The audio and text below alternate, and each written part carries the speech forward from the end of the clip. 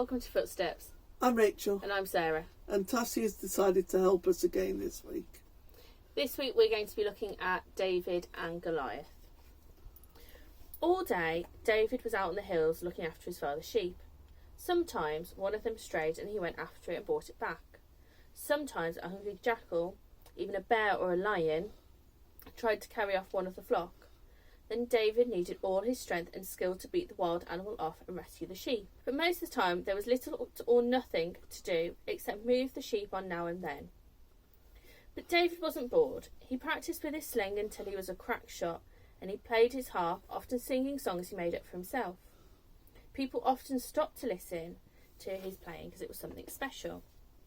Meanwhile, there was trouble in the palace. King Saul was an unhappy man. Samuel never came to him these days. God was far away. Everything was going wrong. Saul's black moods came more and more often. Something had to be done. What the king needs is music, one of his servants said, to calm him down and make him forget his troubles. I know just the man, said another. And that was how David first came to King's palace. His music played better than any medicine. Saul's troubled mind was set at rest. Soon he was well again, and David was sent back home. News came that the Philistines, the old enemies of Israel, were marching north. They set up camp in the valley of Elah.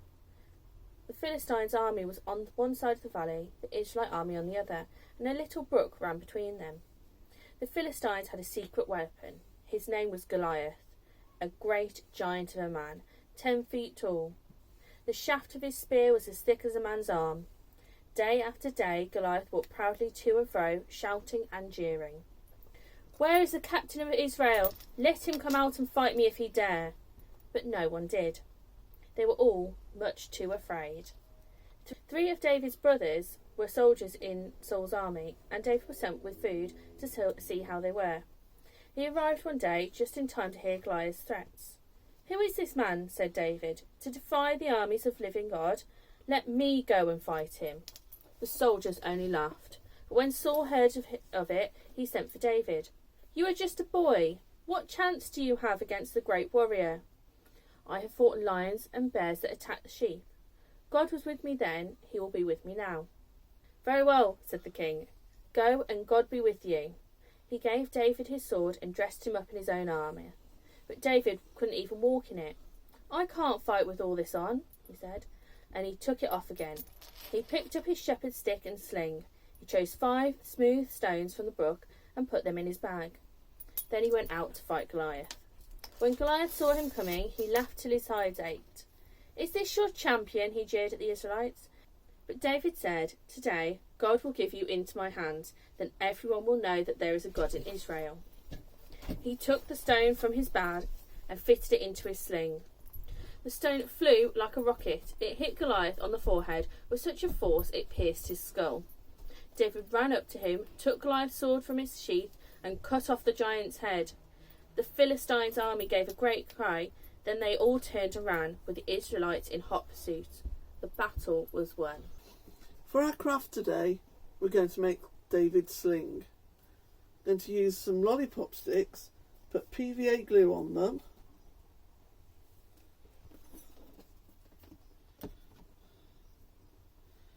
and I'm making a Y shape.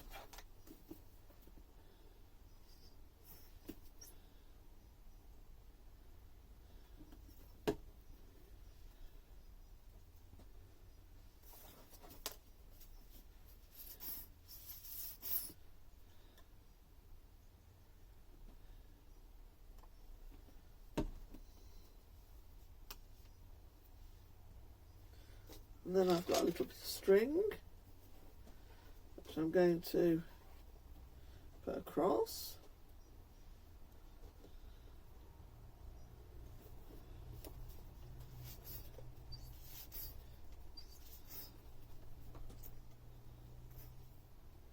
And then I've got my stones, which I've made out of screwed up bits of paper.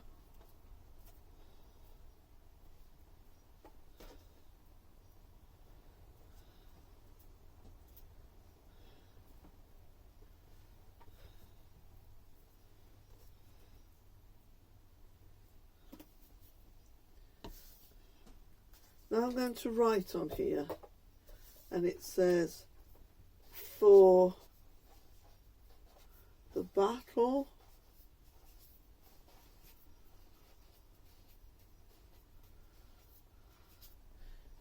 is the Lord's.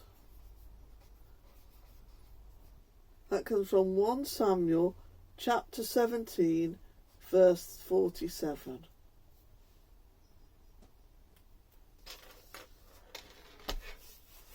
And there's my picture to remind me of Daniel and Goliath. See you next week. Bye. Bye.